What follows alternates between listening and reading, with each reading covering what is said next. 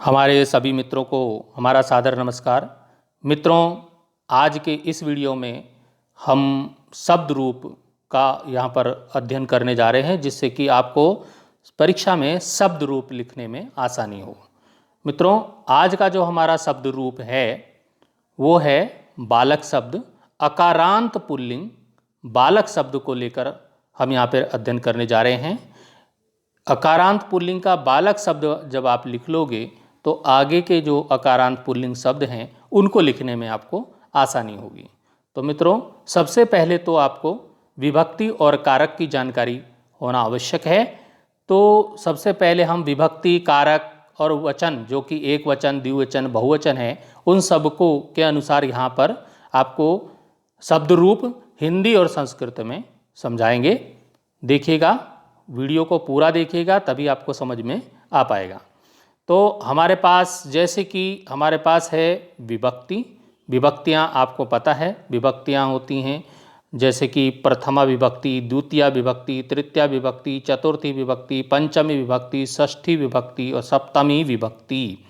ये विभक्ति होगी और अंत में संबोधन जो है वो विभक्ति में लिया गया है। आगे जो विभक्ति के अनुसार आपको कारक का पता होना चाहिए, कौन सी विभक्ति में कौन सा कारक कार्य करता है। तो यहाँ पर जो है प्रथमा विभक्ति में कर्ता कारक होता है, जिसका जो चिन्ह है वो ने होता है। इसी प्रकार से जो द्वितीया विभक्ति है, द्वितीया विभक्ति में कर्म कारक होता है, को उसका चिन्ह होता है। तृतीया विभक्ति में करण कारक होता है, जिसका जो चिन्ह होता है से के द्वारा। ऐसे ही चतुर्थी विभक्ति, जिसको संप्रदान कारक हम बोलते हैं, तो उसमें जो चिन्ह है वो होता है के लिए को। इसी प्रकार से पंचमी विभक्ति में अपादान कारक होता है, जिसका कि से इसमें भी होता है लेकिन अलग होने के अर्थ में पंचमी विभक्ति में होता है। और जो तृतीया विभक्ति में जो से होता है वो साथ में होता है और ये अलग होने में होता है। इतना ध्यान रखिएगा। अब षष्ठी जो विभक्ति है, षष्ठी विभक्ति में हमारा संबंध का, के, की, रा, रे, री, ये जो है चिन्ह यहाँ पर प्रयुक्त होते हैं। और सप्तमी विभक्ति में अधिकरण कारक होता है, इसमें में या पर चिन्ह का प्रयोग होता है। संबोधन में हे, अरे, भो, इनका प्रयोग यहाँ पर होता है।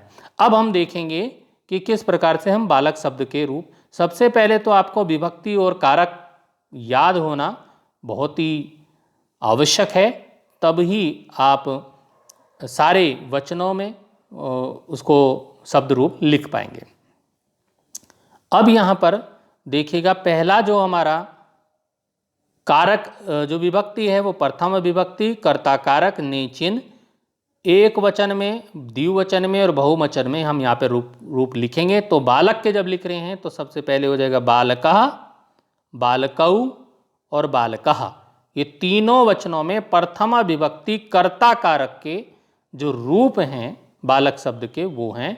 जैसे कि एक वचन में जब कर्ता कारक में है तो एक बालक ने, बालकौ दो बालकों ने, बालकः सब बालकों ने।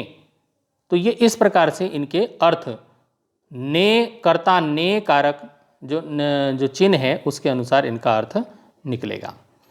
द्वितीया जो विभक्ति है, द्वितीया विभक्ति में कर्म कारक होता है, को चिन्ह होता है। इसमें बालकम, बालकौ, बालकान, एक बालक को, दो बालकों को, सब बालकों को जो है कर्म कारक का चिन्ह है, तो ये को सब में प्रयोग होगा। इसी प्रकार से तृतीया विभक्ति में करण जो कारक है उसका जो चिन्ह होता है से या के द्वारा। बालकेन एक बालक से, बालकाभ्याम दो बालकों से और बालकई सब बालकों से। चतुर्थी विभक्ति में संप्रदान कारक के लिए को का जब प्रयोग होता है तो यहाँ बालकाय, बालकाभ्याम और बालके भी। अब बालकाय के लिए एक बालक के लिए होता है, बालकाभ्याम दो बालकों के लिए होता है और बालकेभ्य सब बालकों के लिए प्रयोग में लाया जाता है। पंचमी विभक्ति जो मैंने बताया अलग होने के अर्थ में होता है। पंचमी विभक्ति अपादान कारक से अलग होने के अर्थ में इसका प्रयोग किया जाता है। जैसे कि बालकात एक बालक से, बालकाभ्याम दो बालकों से, बालकेभ्य सब बालकों से। अब इसमें जो है से का जो है वो अलग हो रहे हैं, मतलब एक बालक से अलग हो रहे हैं, दो बालकों से अलग हो रहे हैं, सब बालकों से अलग हो रहे हैं। तो अलग होने के अर्थ में यहाँ पर से का प्रयोग होता है। षष्ठी विभक्ति में संबंध जो इस कारक होता है और उसके चिन्ह होते हैं का, की, के, रा, री, रे। तो बालकस्य एक बालक का, बालकयो दो बालकों का, बालका नाम सब बालकों का। सप्तमी विभक्ति में जब हम चलेंगे तो अधिकरण में या पर का प्रयोग होता है। अब यहां पर में का हम प्रयोग कर रहे हैं। बालके एक बालक में, बालकयो दो बालकों में, बालकेशु सब बालकों में, यहां पर इसका प्रयोग होगा। अब संबोधन में आते हैं तो संबोधन में क्या है? संबोधन ए भो हरे अरे जो इसके चिन्ह होते हैं।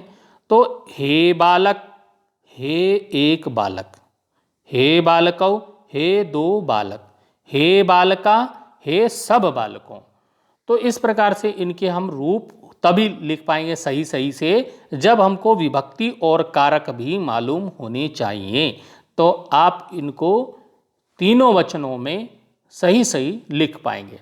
तो आप एक बार फिर समझ लीजिए। बालकः बालकहु बालकः, बालकम बालकौ बालकान, बालकेन बालकाभ्याम बालकेहि, बालकाय बालकाभ्याम बालकेभ्य, और बालकात बालकाभ्याम बालकेभ्य, और बालकस्य बालकयो बालका नाम, बालके बालकयो बालकेषु हे बालक, हे बालकौ हे बालकः।